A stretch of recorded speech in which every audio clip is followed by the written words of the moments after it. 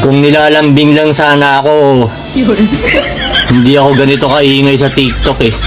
Ayaw, di ba?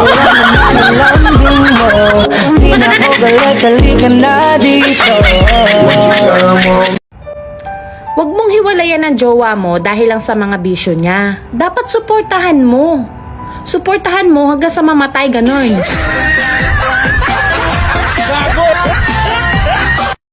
Yun bang ang dami-dami mo nang ang problema? Tapos, tigang ka pa.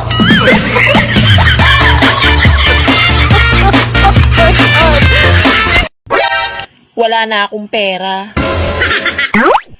Pero dahil maganda ako, laban lang.